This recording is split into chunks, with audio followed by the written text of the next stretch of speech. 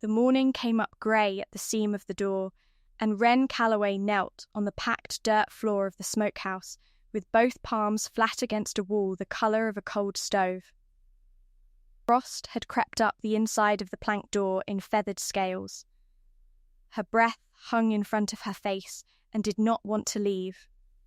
And under her right wrist, where the heel of her hand pressed the soot-black brick, she felt it again, Biscuit, squat and orange and torn-eared, leaning his whole rib-cage into the same stretch of wall, purring so deep and so loud that the sound came up through the bones of her arm before it ever reached her ears.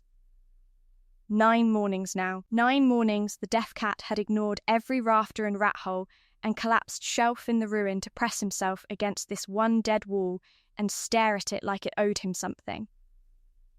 The cold was in her knees. The light was thin. She had $10 less than nothing, and a cat who would not come away.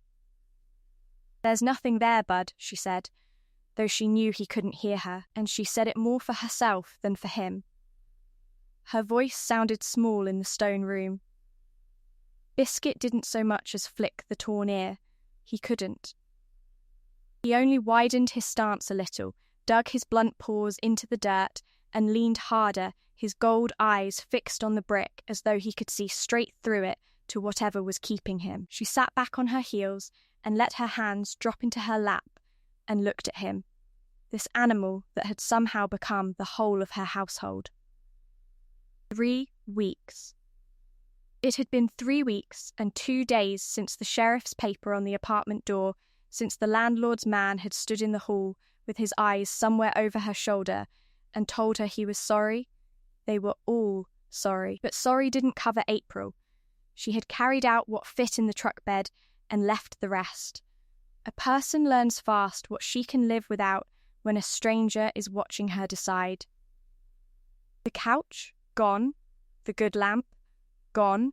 The dishes her grandmother had left her, wrapped in a towel and set on the curb because there was nowhere to put them and no time to grieve them. But the cat she had put on the bench seat first, before anything in the cardboard box lined with her own scarf.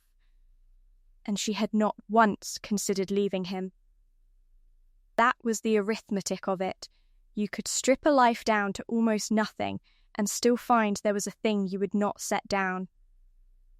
She had been sleeping in the truck since, behind the shuttered feed store the first week, until a deputy tapped the glass and moved her along, kind about it, but firm. Then a church lot, then a wide gravel pull-off on the county road where the fog came in so thick at night it pressed against the windows like something wanting in, and she would wake at 3 a.m. with the cat curled hot against her sternum and the windshield gone white and blind, and she would lie there and count her breaths and try not to count anything else. It was Dell who had told her about the lot. Dell Hardaway, the county clerk, 70 if he was a day, with reading glasses shoved up into hair that had gone the colour of dishwater, and a way of sliding papers across the counter so slow it was almost gentle. She had gone in to ask about work, any work, and come out with a deed. There was a parcel, he'd said, up the Slaughter Branch Road, been on the tax rolls 40 years unsold. A caved-in old smokehouse, joined to a cabin that leaned like a drunk, sitting in a hollow the fog never fully left. Nobody wanted it. The county wanted it off the books more than it wanted money for it. He'd looked at her over the tops of those glasses, at the coat she'd been wearing 4 days running, and he'd said the figure so quiet she'd thought she misheard. $10. She had counted it out of the coffee can from the console in nickels and dimes and 3 soft dollar bills, and Dell had swept the change into his palm and written her a receipt in a hand that shook a little, and he had not smiled, but something in his face had eased, the way a man's face eases when he has done a small right thing in a week of doing nothing much at all. "It's not going to be pretty up there," he'd told her at the door, "but it's yours, deed's clean. Whatever's on it, it's yours to keep." She had not understood then that this was the kindest sentence anyone had said to her in a year. It was not pretty. The cabin's roof sagged over the front room, and one whole corner had gone to the weather, so she'd chosen the smokehouse instead, the way you'd choose the sturdier of two failing things. It was built the old way, stone up to the waist and brick above, a stout little building that had outlasted the house it served. The tin smell of 100 years of curing smoke had soaked so far into the stone that on a damp morning it woke up again. That ghost of hickory and salt and rendered fat, and she had come almost to like it. There were still the iron hooks in the rafters, black and curved like question marks, where hams and shoulders and slabs of side meat had hung to take the smoke. There was the round hole high in the wall where a stovepipe had once run. There was a row of shelves along the back, collapsed now into a slope of grey board and square-cut nails. And there was the wall. She looked at it now the way she had looked at it every morning since the cat first fixed on it, trying to see what he saw. It ran floor to rafter along the north side, the chimney breast of the old firebox, where the smoke had once been fed up from a pit below. Somewhere in it there had been a flue, a throat of brick to draw the smoke through the meat and out the top, but the whole face of it was bricked over now, flush and even, mortared solid and painted black with creosote the way the old-timers sealed a chimney they meant to close for good. It read as one unbroken wall. It read as solid stone and dead brick, a thing with nothing behind it but more of itself. She had knocked on it that first week, and it had answered dull and full, no echo, no give. There was no door in it, no seam, no reason on God's earth for a deaf barn cat to spend the front of every day with his ribs against it, purring like a stove. "You're going to make me crazy," she told him, and she got up off her knees because her knees had had enough, and she went to the door and looked out at the day. The fog sat in the hollow the way it always sat, belly down and patient, blurring the black trunks of the trees along the branch. Up the slope behind the smokehouse, where the ground rose toward a ridge she'd not yet had the heart to climb, she could just make out the humped grey shapes of what she'd taken for boulders her first day, and had since decided was something else. Old bee gums, maybe. The leaning box hives of somebody who'd kept bees here a long time ago, tumbled and rotted in a rough row. She hadn't gone up. The light was already failing, that early hollow dark that came on by 4 in the winter when the sun gave up trying to reach the bottom of the fold. The truck was down at the end of the track, with a quarter tank of gas and a cold cab, and she was tired in a way that sleep had stopped fixing. She had maybe 2 days of food. She had a cat who wouldn't leave a wall. She should go. Everything sensible in her said go. Get down to the truck while she could still see the track, run the engine 20 minutes for the heat, ration it, sleep, come back and figure the rest tomorrow when she wasn't so beat she could feel her own heartbeat in her teeth. She turned back to gather him up. "Come on then," she said, and patted her thigh, the sign he knew, the one he read off her hands and never off her voice. He didn't come.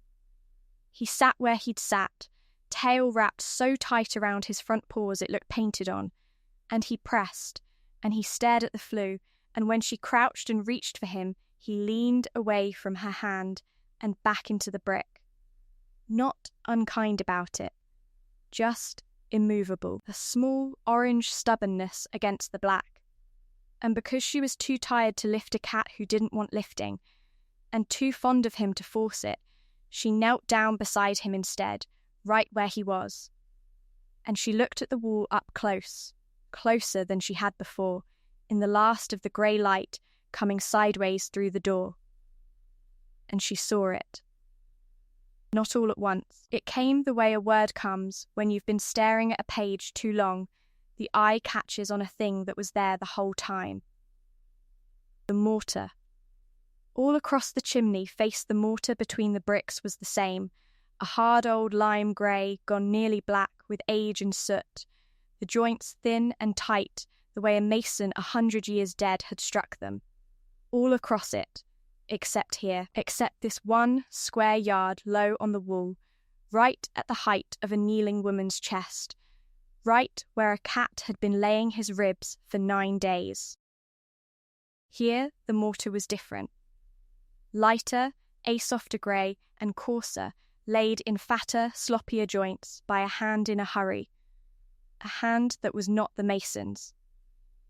Patched, somebody had opened this wall once and closed it again, and closed it faster and rougher than it had first been built, and painted the whole face black over the top so that the seam would disappear. Her heart did a slow, strange thing in her chest. She reached out and put her thumb to the patched mortar, just to feel the difference of it, just to prove to herself she wasn't inventing a thing out of hunger and cold and the long habit of hoping. It was not a proof she got. What she got was the mortar crumbling under the pad of her thumb like dry cornbread, like it had never truly set, sifting down in a little fall of pale grit onto the dirt between her knees. She pressed harder without deciding to.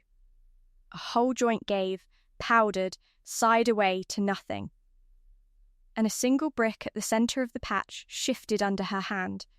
Shifted, a 1/4 inch, the tiny grinding movement of a thing that had been held for a very long time and was tired of holding. Beside her, the cat went rigid, his purr cut off.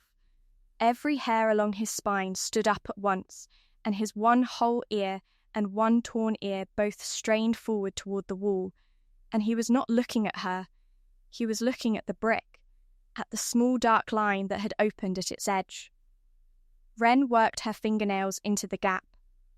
Cold, and then not cold, she felt it before she understood it. A thread of moving air coming out of the seam against her chapped knuckles. Not the wet, mineral breath of the outside fog. This air was dry, and it was still, the held breath of a shut-up place, and it carried on it, faint and unmistakable and impossibly out of season in that frozen ruin. The warm gold smell of honey. The brick came loose in her fingers. She drew it out slow, 1 inch, 2, and set it down in the dirt without looking away from the black rectangle where it had been. And out of that small dark mouth in the wall, the dry, sweet air went on breathing into the cold room, over her hand, over the cat, gone still as a stone beside her, and the two of them knelt there in the failing light and did not move at all. The soft grey mortar came away under her thumbnail like wet chalk, and Wren sat back on her heels in the dark and looked at what her hand had done. One brick stood proud of the rest now, canted a finger's width out of the soot-black face of the wall, and around its edges a thread of air moved that had no business moving in a sealed room. She put her cheek close to it. Warm was the wrong word. Nothing in this hollow had been warm since October, but the air breathing out of that seam was dry and old, and it carried the ghost of something sweet, the way a cellar carries the memory of apples long after the apples are gone. Biscuit had gone flat against the stone beside her, ribs pressed to the brick, whiskers forward, his torn ear turned toward a sound she couldn't give him, and he couldn't hear. "All right," she said, to him, to the wall, to herself. He couldn't hear it, but he watched her mouth make the shape, and his tail gave one slow curl around his paws, and that was answer enough. She fetched the tire iron from the truck. The headlamp threw her shadow huge and wavering across the collapsed shelves, and she wedged the flat end into the widened seam and leaned. The brick came grudging, then sudden, and she caught it against her chest before it could crack on the floor. A whole brick, hand-shaped, its back face clean and rose-coloured, where a century of smoke had never touched it. Behind it was black.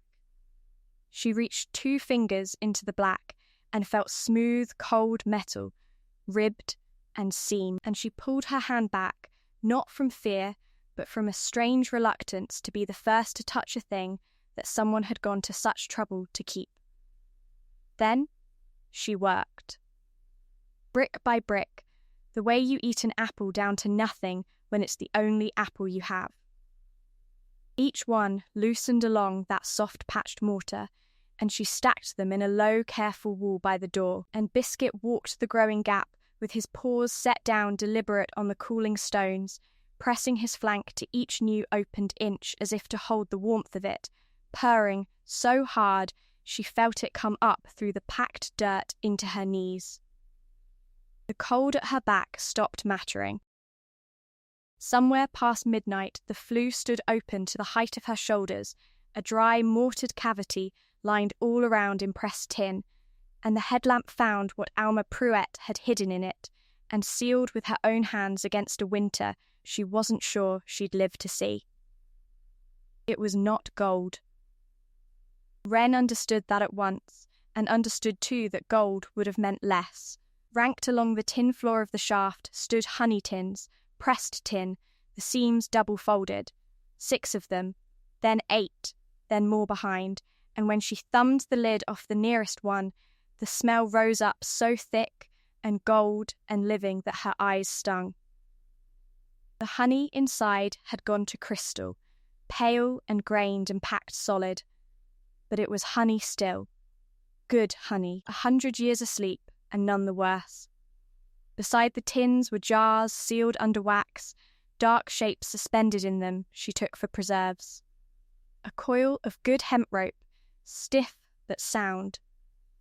Seed packets, she knew them by shape before she unfolded the oilcloth, little paper twists gone soft as cloth, each labelled in pencil in a hand she was about to come to know better than her own mother's. A folded square of netting and wire she didn't recognise until she lifted it and the shape of it came clear.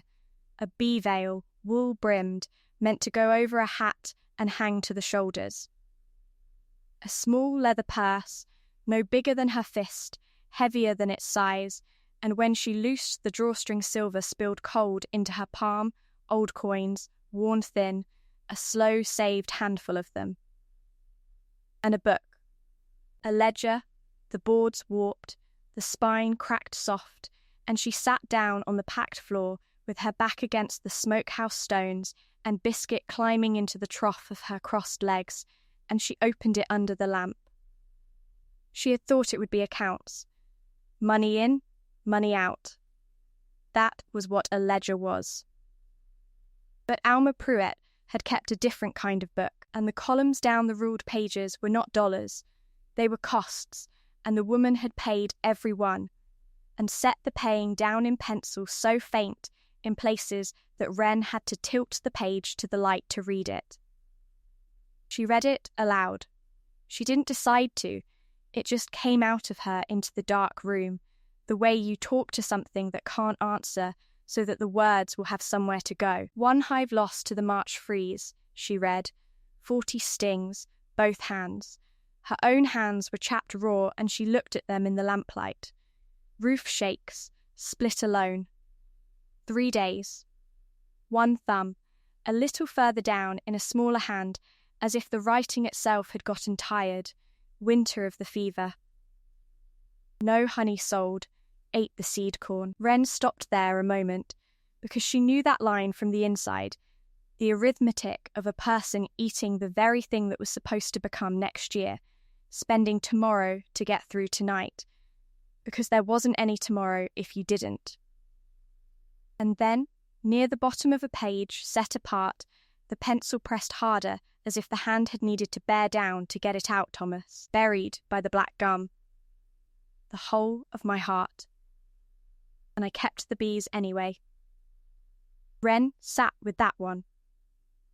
Biscuit had gone to sleep against her stomach, that enormous purr ratcheting down to a low idle, warm as a stone off a stove, and she put her chapped hand flat on his side and felt it thrum and let the line sit in the cold air until she'd taken the whole weight of it. A woman had stood at a fresh grave under a black gum tree in this hollow with her whole heart in the ground, and had walked back up the hill and put on that veil and worked the hives, because the bees needed working and there was no one left to do it but her. And then, some later winter, afraid of losing even this, the leaning cabin, the smokehouse, the ground Thomas was in. She had bricked her hole put by winter into the chimney, where no thief and no bank and no hard year could find it, and she had painted it over with creosote so it read as solid wool, and she had trusted it to the dark and to whoever came next.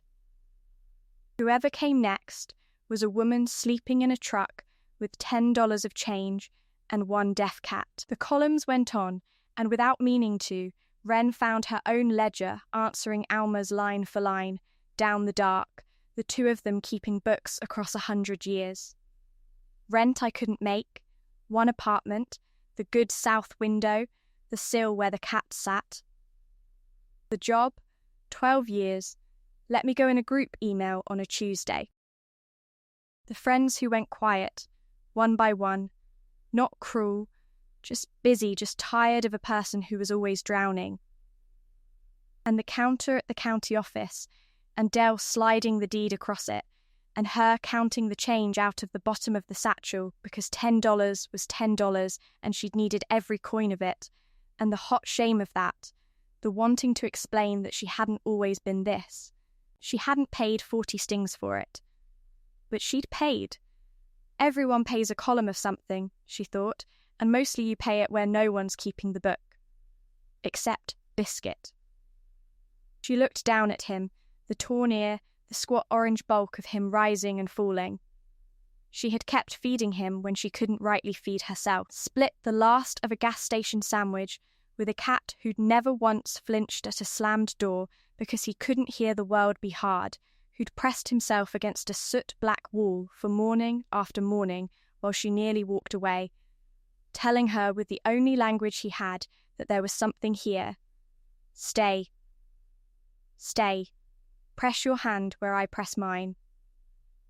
41 mornings she had counted, later, on the calendar in her head, the first grey dawn he'd set his ribs to that wall, ignoring the whole caved-in wreck of the place to fix on the one part of it that was hiding something, to this night when the last soft brick had given. 41 days from the pressing to the opening. A deaf barn cat had guarded a sealed smokehouse through the deepest part of the cold, and what he'd been guarding was a dead widow's honey and seed and silver, hidden against exactly this, against a person coming to the end of a hard year with nothing, needing exactly enough to not be nothing. Not rich. She did the sums as she sat there, and they didn't make her rich. But she made them again, and they made her something better, which was able to stay. The honey she could eat and the honey she could sell, jars of it down at the crossroads store where people paid dear for the real thin-run kind. The silver would keep a light on, and a stove fed through the worst months. The preserves were food that was already food. And the seed was spring, folded in oilcloth, waiting. Corn and beans and squash, and the small twists of flower seed a person plants when she means to still be somewhere come summer. And the veil and the ledger's last steady lines about the hives on the hill, they could be worked again. Neglected years, sure, gone wild and thin, but bees are patient, and so, it turned out, was she. Everyone had looked at this lot. Dell had said it plain, kindly, almost apologising for selling it to her, and seen a caved-in smokehouse in a fog hollow that nobody wanted. And it had held, all along, sealed up in the dark, precisely and exactly enough to carry one worn-out person and one deaf cat through to the far side of winter. What she'd found had saved her winter. There was no other way to say it, and no need for another way. She didn't sleep much. She sat with the tins and the book and the warm weight of the cat and let the lamp burn down, and at some point she preed a corner off the crystallized honey in the open tin with the tip of the tire iron, a clean-grained sliver of it, and set it on her tongue. It didn't melt so much as bloom, cold at first, then all of a sudden warm and wide and impossibly sweet, tasting of 100 summers of some other woman's flowers, clover and sourwood and the wild things that grow on an Appalachian hillside. Tasting, she thought, of every March freeze survived, and every roof split alone, and every reason a body has to keep the bees anyway. She held it in her mouth until it was gone.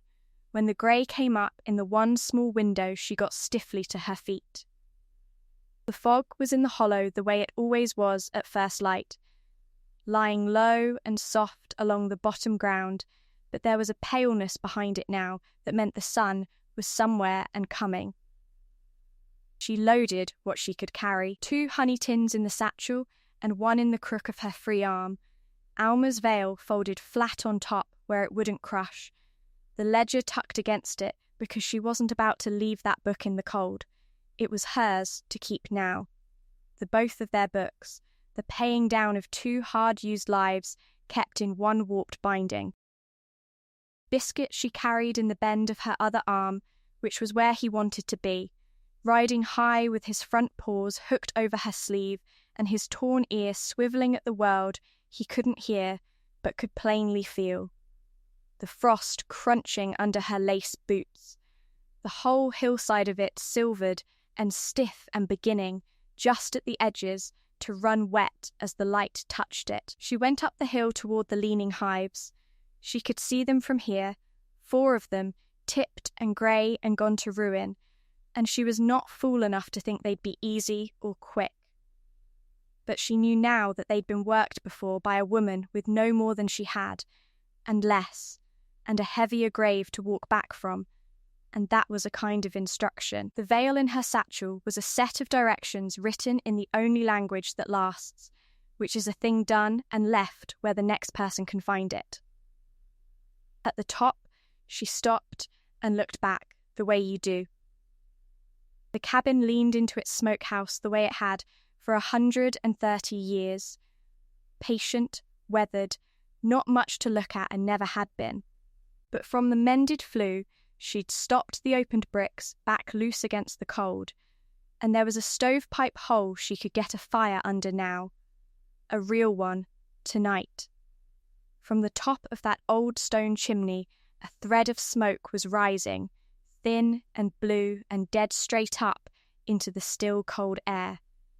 The first true smoke that chimney had breathed in longer than anyone alive could say. Smoke rising true. The fog was lifting off the bottom ground in slow pale rags, and the hollow was coming clear, and it was hers. She turned back to the hill with the tins heavy and good against her and the cat warm in the crook of her arm, and she went on up toward the hives. A woman from behind in a flannel-lined coat with a braid down her back and 100-year honey still sweet on her tongue. 2 strays who'd come in out of the cold, walking into the first light of a winter they were going to get through after all.